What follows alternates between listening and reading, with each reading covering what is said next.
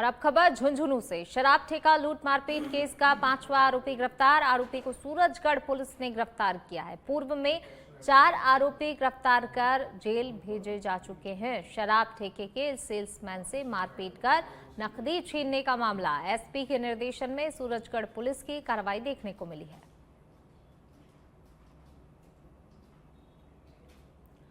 तो एसपी के निर्देशन में सूरजगढ़ पुलिस की ये कार्रवाई, जहां पर लूट मारपीट केस का 5वां आरोपी गिरफ्तार किया जा चुका है। आरोपी को सूरजगढ़ पुलिस ने गिरफ्तार किया है। पूर्व में 4 आरोपी भी गिरफ्तार हो चुके हैं, जिन्हें जेल भी भेजा जा चुका है और अब ये 5वां आरोपी भी पुलिस की गिरफ्त में है। शराब ठेके के सेल्समैन से मारपीट का ये मामला। एसपी के निर्देशन में सूरजगढ़ पुलिस की ये कार्रवाई।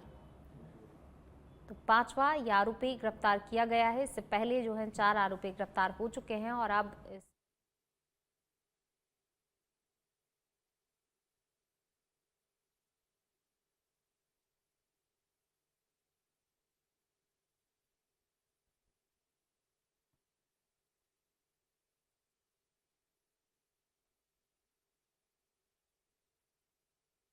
गिरफ्तार हो चुका है।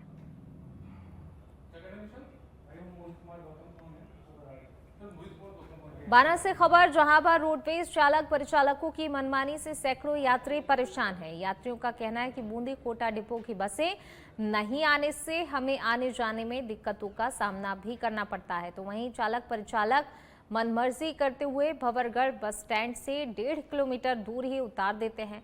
इसके चलते ही यात्रियों का आरोप है कि जब बस को स्टैंड तक ले जाने की बात कही जाती है तो चालक और परिचालक अभद्र व्यवहार करते हैं।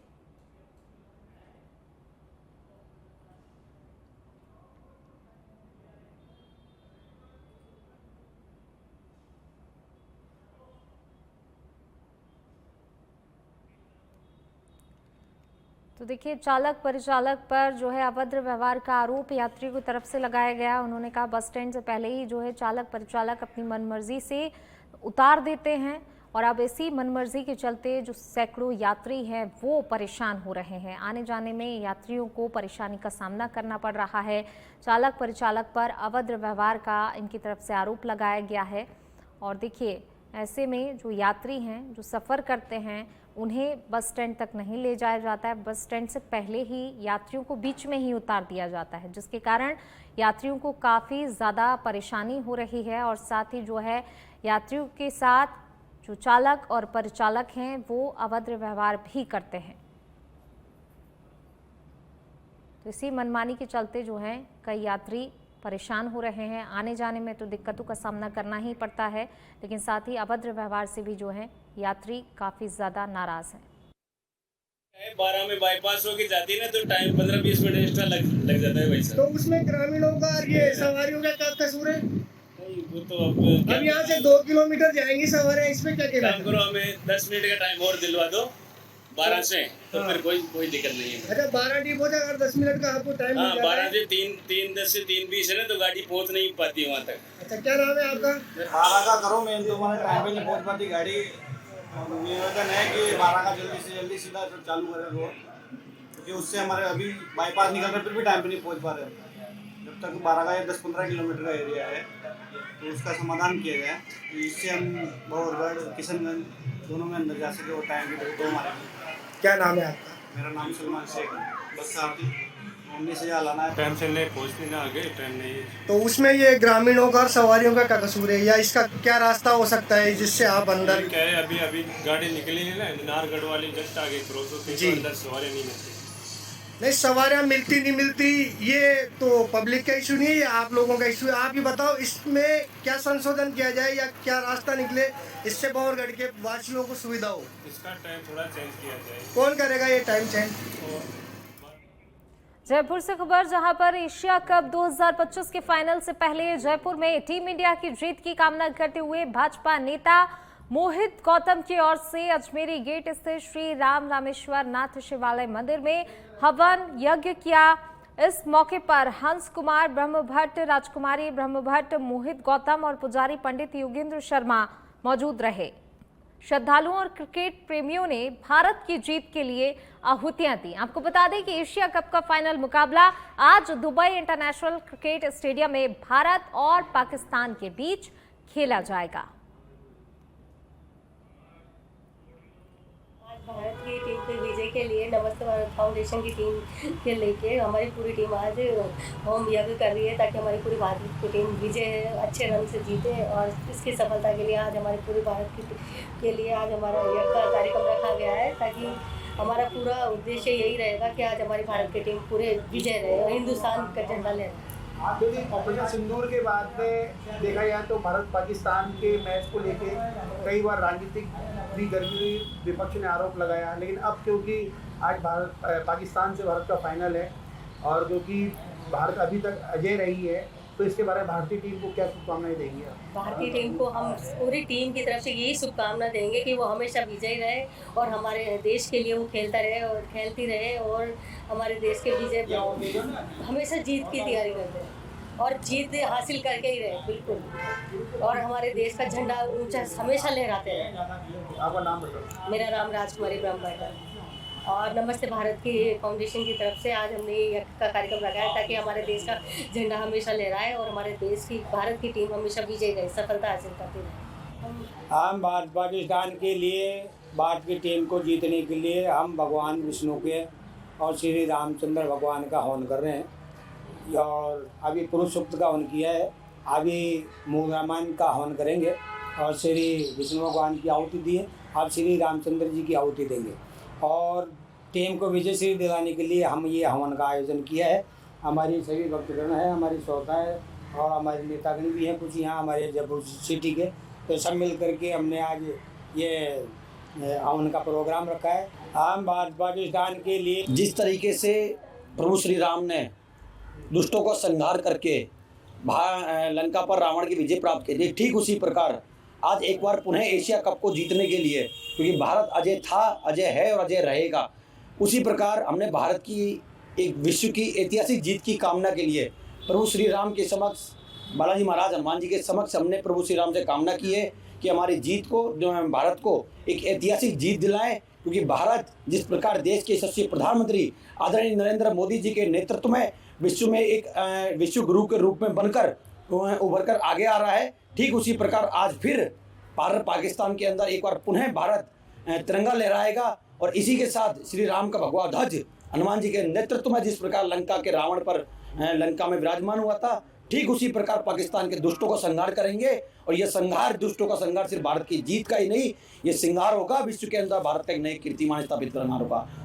उसमें क्योंकि पिछले मैच के अंदर में जब भारत पाकिस्तान का मुकाबला था तो उस वक्त जो है पाकिस्तानी खिलाड़ी ने एक रिवॉल्वर का एक फोटो वायरल हुआ था उसमें पाकिस्तान की, तो उसके अंदर क्या लगता है कि भारत पाकिस्तान के जो मैच हो रहे हैं वो राजनीतिक, जो खेल अलग होता है राजनीतिक अलग होती है, लेकिन कई बार इसे कहा गया है कि भाई ये गलत हुआ है, तो क्या लगता है आज भारतीय टीम उसी बंदूक का जवाब अपने बैट से देगी? देखिए, भारत बंदूक का जवाब तोप की गोली से देता है।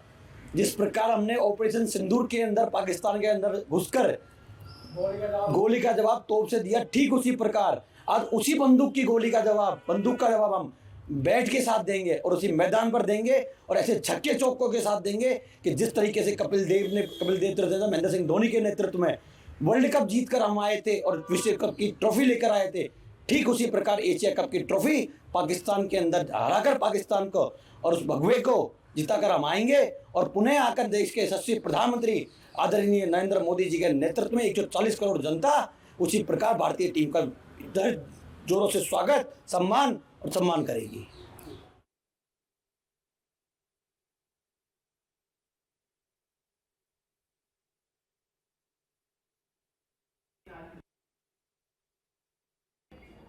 चलिए बढ़ते हैं आगे। श्री गंगानगर के पदमपुर से बड़ी खबर, जहां पर श्री गंगानगर मार्ग पर बने टोल की समय सीमा बढ़ाने को लेकर आक्रोश देखा गया। लोगों में काफी ज्यादा आक्रोश है। 18 बीवी टोल नाके पर बड़ी संख्या में पहुंचे किसान और संघर्ष समिति के सदस्य। संघर्ष समिति के विरोध के बावजूद 4 मार्च 2026 तक टोल का समय बढ़ाया गया है। 18 बीवी टोल नाके पर सभा हो रही है। मौके पर श्री करणपुर सर्कल के सभी थानों की पुलिस भी मौजूद है। तहसीलदार, पदमपुर एसएचओ, गजसिंहपुर एसएचओ सहित भारी पुलिस जाब्ता मौजूद है।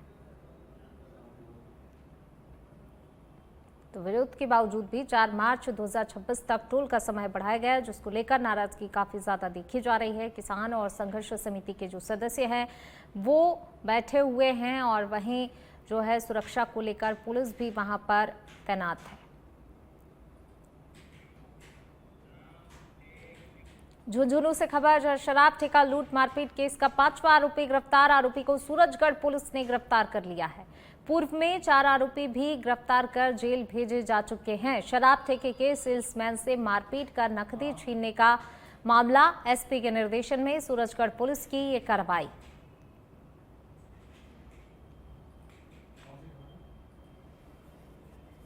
एसपी के निर्देशन में सूरजगढ़ पुलिस की कार्रवाई देखने को मिली, जहां पर लूट मारपीट केस का 5वां आरोपी भी गिरफ्तार हो चुका है।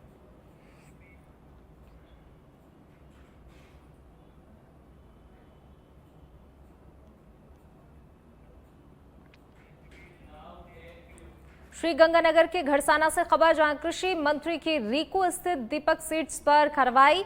डॉक्टर खिरोड़ी लाल मीणा के साथ कृषि विभाग के कर्मचारी भी मौजूद रहे। रावला क्षेत्र के किसानों के खेतों में निरीक्षण किया। निरीक्षण कर कृषि मंत्री पहुंचे थे घड़साना। रीको में स्थित फैक्ट्री पर कार्रवाई चल रही है। सूचना देगा जैसे पहले उसमें वो सूचना नहीं थी ना, तो हमारा अधिकारी कैसे आ रहे हैं उसको तो पता नहीं कहाँ टीएल बीज उगाया जा रहा है। और ऑटो सर्टिफिकेशन विभाग के अधिकारी प्रेजेंस में हो। एक सर्टिफाइड बीज में ये गलती नहीं है, वहाँ तो हमारा अधिकारी जाता ही है। लेकिन यहाँ कई जगह अधिकारी नहीं जाते, तो अधिकारी जान नहीं गए, जिन्होंने देखा नहीं उनके खिलाफ कार्रवाई करेंगे। और आपने बड़ी अच्छी बात कही कि इतनी बड़ी कंपनी हो रही है, किस नाम इतना बड़ा है और बीज न बेचकर अनाज बेच रही है, उसके खिलाफ। चलिए रुक करेंगे अगली बड़ी खबर का। एशिया कप में फाइनल से भारत को बड़ा झटका लगा है। हार्दिक पांड्या चोट लगने के कारण टीम से बाहर किए गए हैं। रिंकू सिंह को उनकी जगह टीम में शामिल किया गया है। दुबई इंटरनेशनल क्रिकेट स्टेडियम में महा मुकाबला खेला जाएगा। और देखिए एक बड़ा झटका इसे माना जा रहा है। हार्दिक पांड्या को टीम से बाहर किया गया है। हालांकि देखिए चोट लगने की वजह से उन्हें जो है बाहर किया गया। रिंकू सिंह को उनकी जगह टीम में शामिल किया गया है। पाकिस्तान के खिलाफ भारत का ये मैच आज का दुबई इंटरनेशनल स्टेडियम में खेला जाना है। अब से कुछ ही देर बाद मैच शुरू होगा, लेकिन उससे पहले ये एक बड़ा झटका भारत को कह सकते हैं। हार्दिक पांड्या चोट लगने के कारण टीम से बाहर हो गए हैं। रिंकू सिंह को उनकी जगह पर शामिल किया गया है, टीम में लिया गया है। तो ये बड़ा झटका भारतीय टीम के लिए। अब से थोड़ी देर बाद मैच भी शुरू होना है। इस मैच पर पूरे देश की निगाहें और जीत की कामना भी पूरे भारतवासी कर रहे हैं, टीम इंडिया के फैंस कर रहे हैं।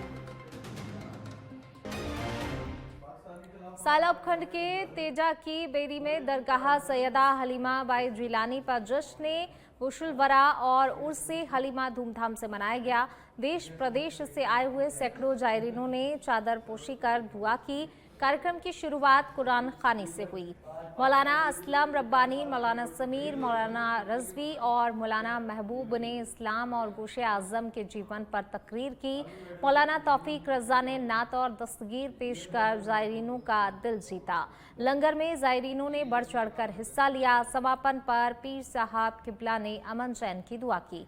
मौलाना मीर मोहम्मद, मौलाना ताहिर, मौलाना शरीफ, सरपंच प्रतिनिधि नवाब खान और जिला न्यायाधीश अजीज खान समेत कई लोग मौजूद रहे।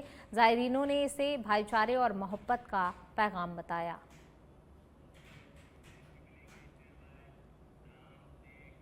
और अब खबर छोटी सादड़ी से, जहां राष्ट्रीय स्वयंसेवक संघ की ओर से छोटी शादड़ी में शतकम संचलन का आयोजन किया गया। स्वयंसेवकों ने पूर्ण गणवेश में अनुशासनबद्ध तरीके से पथ संचलन निकाला। संचलन में बैंड की धुन पर कदम ताल करते स्वयंसेवकों ने संघ की एकता और अनुशासन का संदेश दिया। पथ संचलन संघ विद्या निकेतन विद्यालय से प्रारंभ हुआ। इस दौरान मार्ग में जगह जगह सामाजिक संगठनों, व्यापारियों और आम नागरिकों ने पुष्प वर्षा कर संचलन का स्वागत किया। संचलन में युवाओं से लेकर वरिष्ठ स्वयंसेवकों तक ने बढ़ चढ़कर भागीदारी की।